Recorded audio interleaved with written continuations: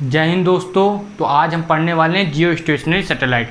इससे पहले वाले लेक्चर में क्या पढ़ रखा है हम लोगों ने, मोशन ऑफ सैटेलाइट्स। ठीक है, तो जो सैटेलाइट का मोशन होता है वो पढ़ रखा है। आज हम पढ़ेंगे जियो स्टेशनरी सैटेलाइट। देखो, इससे पहले एक जो बात आती है सबके दिमाग में कि टाइप्स ऑफ सैटेलाइट्स क्या होती हैं। हमने एक टाइप का नाम दिया जिसका नाम है जियो स्टेशनरी। तो टाइप्स ऑफ सैटेलाइट्स, ठीक, ये मन में आएगा। तो एक चीज़ समझना भाई, टाइप्स ऑफ सैटेलाइट्स में आप ये समझो कि बहुत सारी सैटेलाइट्स हो सकती है ना। किसी ने स्पाई के लिए सैटेलाइट लगाई है, कोई ट्रांसमीटर के लिए लगा रहा है, कोई जो आपके यहाँ डिश जिसे टाटा स्काई लगता था उसके लिए लगा रहा है। तो जो हमारे हैं क्या सैटेलाइट्स हैं, उनके बहुत सारे प्रकार हैं। लेकिन हमें जो स्पेसिफिक पढ़ना है वो दो रूप से पढ़ना है। एक तो उनका क्या टाइम पीरियड के हिसाब से, टाइम पीरियड से है ना, क्या टाइम पीरियड का काम हम इस हिसाब से पढ़ेंगे। क्या टाइम पीरियड है और कितने एल्टीट्यूड पे है, कितनी ऊंची है सैटेलाइट, हम इस हिसाब से पढ़ेंगे। ठीक है, कितने एल्टीट्यूड पे है ये पढ़ेंगे। ठीक है, ये हमारा आज का रहेगा। तो अब देखो, इससे रिलेटेड आपकी आती हैं ये, मतलब कितने एल्टीट्यूड पे और टाइम पीरियड से रिलेट करके आपके पास आती हैं 3 तरह की सैटेलाइट। ठीक है, तो इनका नाम आप ऐसे लिखोगे। पहले को कहोगे लियो, दूसरे को क्या कहोगे आप मियो, और आखिरी वाले को कहोगे आप जियो। ठीक है, देखो क्वेश्चन और जो हमारे सिलेबस में वो केवल जियो है, लेकिन लियो मियो को समझ के ही जियो को समझेंगे। तो लियो जो होती है उसको कहते हैं लोअर अर्थ ऑर्बिटर। ठीक है, लोअर अर्थ ऑर्बिट। यहाँ पर जो आपकी सैटेलाइट घूमती है उनको कहते हैं लियो सैटेलाइट्स। ठीक है, वैसे आपकी अगर मिडल अर्थ में कोई घूमती है तो उसको कहते हैं मिडल अर्थ। ठीक है, ये अर्थ को भी बड़ा ही बनाए ना, मिडल अर्थ ऑर्बिट। वैसे जब कोई जियो में घूमती है तो उसको कहते हैं जियो स्टेशनरी सैटेलाइट। जियो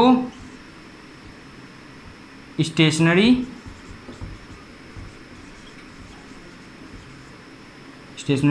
ऑर्बिट ना, ऑर्बिट है, और इसमें जो घूमेगी उनको कहेंगे जियो स्टेशनरी सैटेलाइट।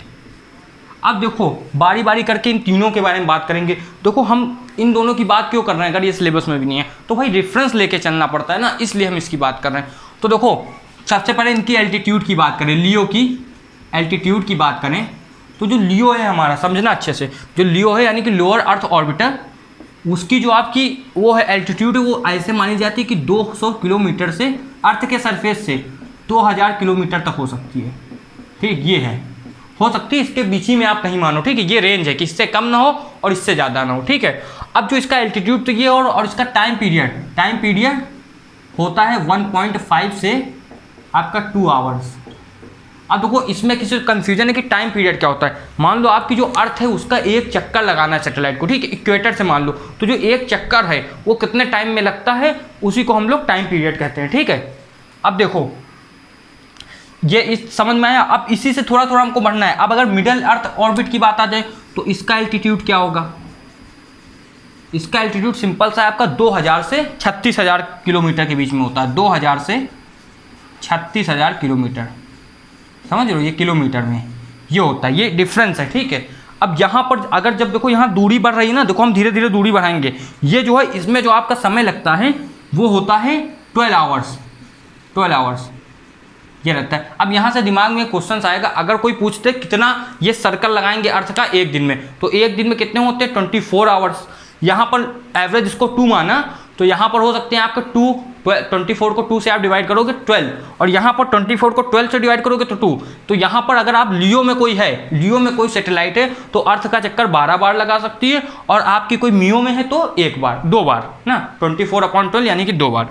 अब इसके आगे है जियो स्टेशनरी ऑर्बिट ना, इसका लेकिन वो तो बता दें। हाँ, टाइम, चलो टाइम पीरियड बता दिया 12, ये टाइम पीरियड है। ठीक है, अब आगे जियो स्टेशनरी सैटेलाइट की बात, तो इसको अच्छे से समझना, यही आज हमारा टॉपिक है, जियो स्टेशनरी सैटेलाइट, इसी को आज अच्छे से समझेंगे। तो इसका जो टाइम होता है एक सर्कल का, एक राउंड का, वो होता है अर्थ के बराबर, जिसको कहते हैं 24 आवर्स। ठीक है, अब ये 24 आवर्स तब होता है जब दूरी हमारी हो 36,000। अब ये कोई कंफ्यूज ना होना कि 36,000 वहाँ भी लिखा है यहाँ भी। देखो, इसमें तो रेंज बताई है 2000 से 36,000, लेकिन इसकी जो एवरेज रेंज ली जाती है म्यू की वो 20,000 होती है ना, वो तो हमने रेंज बता दी। इसकी जो होती है एवरेज, उसको हम कहते हैं 20,000 किलोमीटर, और यहाँ होगा तो 36,000 होना ही चाहिए, और इससे ज़्यादा हो तो तब भी कोई बात नहीं। ये समझ में आया कि नहीं। ठीक है, अब देखो, ये जो जियो स्टेशनरी, इसके बाद में एक चीज़ जानो कि जियो स्टेशनरी सैटेलाइट जो होती हैं वो अर्थ से अलाइन होती है। समझ लो, मान लो ये सैटेलाइट ऐसे घूम रही है, तो अब जितना अर्थ घूम रही है उस हिसाब से ही घूमेगी। मतलब अगर अर्थ को 24 आवर्स लगते हैं तो इसको भी 24 आवर्स लगेंगे। ये सैटेलाइट ऐसी है कि मतलब मान लो आप इस धरती में यहाँ से देख रहे हो सैटेलाइट को, तो आप इसको देखते रहोगे तो आपको ये स्थिर दिखेगी। क्यों?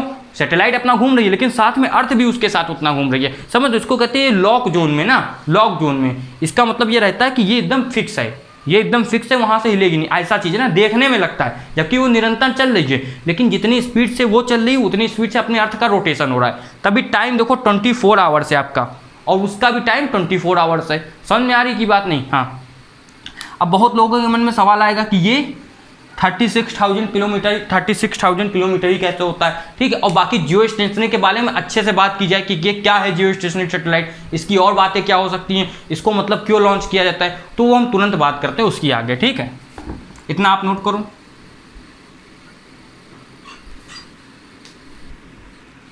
अब देखो जियो स्टेशनरी सैटेलाइट के बारे में कुछ पॉइंट देखते हैं। अच्छा, सबसे पहला पॉइंट आप सबको पता ही होगा कि जो इसका 1 रिवोल्यूशन है वो आपका होगा इन 24 आवर्स। ठीक आया ना, ये तो 24 आवर्स होगा, तो कोई वैसी बात नहीं है। ठीक है। और इसकी बात क्या है, ये होगी विच, ये जो है इसके जियो स्टेशनरी सैटेलाइट विच रिवॉल्व्स अराउंड अर्थ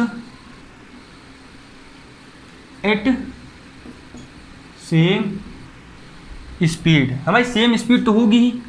ठीक है, क्योंकि भाई तभी तो इसका वो हो पाएगा। बात समझ रहे हो कि नहीं? तभी तो, अगर सेम स्पीड से ऐसे राउंड करेगी तभी तो अर्थ का जो पॉइंट वो इसके पॉइंट से अलाइन हो ना। विच revolve around the earth at same speed with same point align everywhere.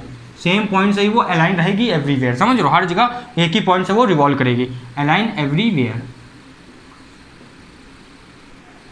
ठीक है। अब इसका एक पॉइंट और क्या हो जाता है, इसका जो है जो सेंस ऑफ रोटेशन है, सैटेलाइट सेंस ऑफ रोटेशन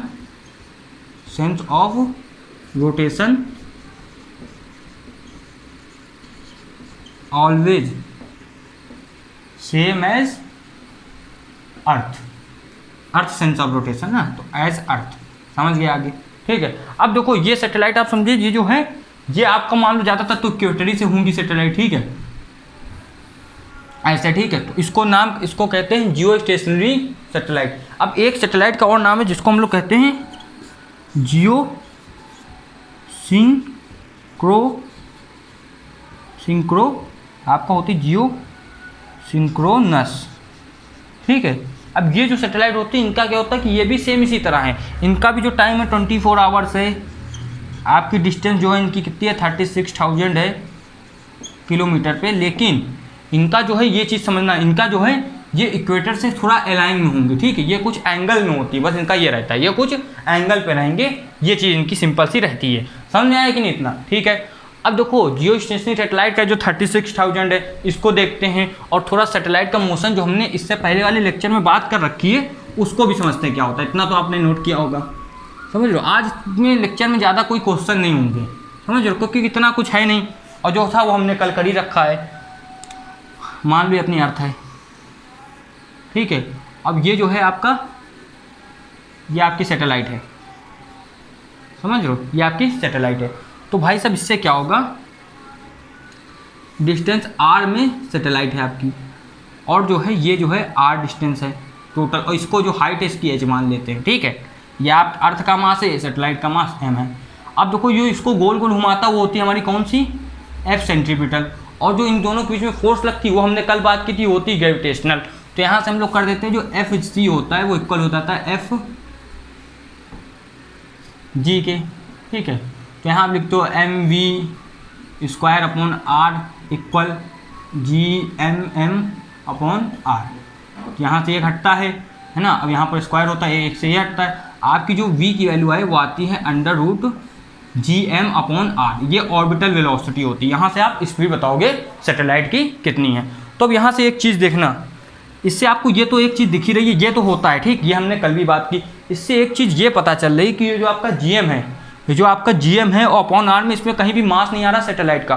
तो जो सैटेलाइट की वेलोसिटी है, कल भी बात की थी, वो कभी भी सैटेलाइट के मास के ऊपर डिपेंड नहीं करती। ठीक है, ये सैटेलाइट के मास के ऊपर कभी भी डिपेंड नहीं करती। स्पीड जो है वो मास के ऊपर डिपेंड नहीं करती। ये चीज़ तो समझे में पता ही है, मतलब अब बता दिया। अब एक चीज़ यहाँ से देखो, अब बात आ गई टाइम पीरियड की। तो टाइम पीरियड सैटेलाइट का जो है जियो स्टेशनरी का वो कितना है, जियो स्टेशनरी का जो टाइम पीरियड है वो आपका कितना है, वो है 24 आवर्स। ठीक है, 24 आवर्स। ओके, अब देखो ये तो इतना पता है हमको। अब आपकी बात यहीं पर फंस रही कि जो 36,000 ये इतना आएगा। 24 आवर्स तो होना ही चाहिए, क्योंकि अगर अर्थ से जियो स्टेशनरी बनना है। ठीक है, अब ये जो हाइट है ये कहाँ से आएगी? तो आपने टाइम पीरियड का फॉर्मूला हम लोग ने पढ़ रखा क्या था, नॉर्मल होता है 2πr/v, और यहाँ वैल्यू डालते थे तो आता था 2πr, और यहाँ लिखते थे हम लोग Gm/r। अब जब इसको लिखते थे तो वैल्यू आ जाती थी 2πr की पावर 3/2। क्यों? अब ये r की पावर 1/2 है, ऊपर जाएगी 1/2 और प्लस 2 ये इतनी हो जाएगी। ठीक है, ये समझ लो ना, r की पावर 1 प्लस 1/2 तो 3/2 होगी, और नीचे √Gm। ठीक, समझ में आ रहा है कि नहीं? ठीक, बिल्कुल समझ में आ रहा। अब यहाँ से आप एक चीज़ देख सकते हो, अगर आप यहाँ से चाहो, अगर आप यहाँ से निकालना चाहो तो मास ऑफ अर्थ रख दो, G रख दो, और जो हमारा टाइम है उसको कितना रख दो 24, यानी कि 24 × 60 × 60, और यहाँ पर इसको कितना रख दोगे? अब देखो टाइम जो है वो हमने इधर रख दिया, 2π ऐसे ही रहेगा, और r की वैल्यू जो है वो आपकी क्या है, वो हमको निकालना है। ठीक है, और नीचे जो है अर्थ का जो मास है वो आप रख दोगे, है ना, और ये Gm की वैल्यू 6.67 × 10⁻11, और आप क्या कर दोगे, देखो मास ऑफ अर्थ यानी कि 6 × 10⁻24। जब इतना करोगे तो आप ये r की वैल्यू निकाल सकते हो। ठीक है, ये तो नॉर्मल था। r की वैल्यू जो है आपकी कितनी आ जाएगी, नहीं देखो ये r की वैल्यू आप जो भी आएगी, ठीक है, निकालोगे, और फिर आप r में r जो है उसको लिखोगे r + h इक्वल जो r की वैल्यू आई यहाँ रखोगे, r को उधर डिवाइड करके वैल्यू निकालोगे। ये इतना पूछा नहीं जाता, बस आपको हमने बता दिया कैसे आया। अब एक चीज़ देखो यहाँ पर, जो हम कल भी बात कर चुके हैं कि यहाँ से आप देखो, अगर इस सबको कांस्टेंट मान लो तो आप देखते हो जो t है वो डायरेक्टली प्रोपोर्शनल, इस सबको पूरा कांस्टेंट मान लो ये चीज़ को। ठीक है, तो आपका जो 3/2 है, r जो है इसके प्रोपोर्शनल है, और दोनों तरफ स्क्वायर कर दो, तो जो t² है वो डायरेक्टली प्रोपोर्शनल है r के क्यूब के। ये केप्लर्स का लॉ है, इसके बारे में हम लोग कल बात करेंगे, ये तो आप समझ ही रहे हो। ठीक है, कल पूरा इसका डेडिकेटेड लेक्चर्स आएगा, क्योंकि भाई केप्लर्स का लॉ बहुत बड़ा है। ठीक है, तो आप ये चीज़ देख रहे हो, ये समझ में आया। अब देखो इसमें कुछ चीज़ें और हैं, जैसे ये इसकी वैल्यू तो आप निकाल लोगे, ठीक है, आराम से। अब इसमें सवाल कहाँ से बनता है, अगर ये बात आ जाए तो सवाल यहीं से आएगा कि आपसे कह देंगे कि जो जियो स्टेशनरी सैटेलाइट है वो किसी दूसरे प्लैनेट के लिए, तो उसका मास अलग होगा। ठीक है, तो उससे आप वैल्यू निकालोगे, उसकी रेडियस अलग होगी, उससे वैल्यू निकालोगे। जब तक के लिए आप क्या करोगे, इस पूरे को लेक्चर्स को अच्छे से रिवाइज आप करोगे, नोट करोगे, और क्या करोगे, पढ़ाई करते रहोगे। ठीक है, इसको अच्छे से आपको रिवाइज करना है और पढ़ाई करते रहना है, और चैनल को लाइक शेयर सब्सक्राइब करना है। जब तक के लिए जय हिंद।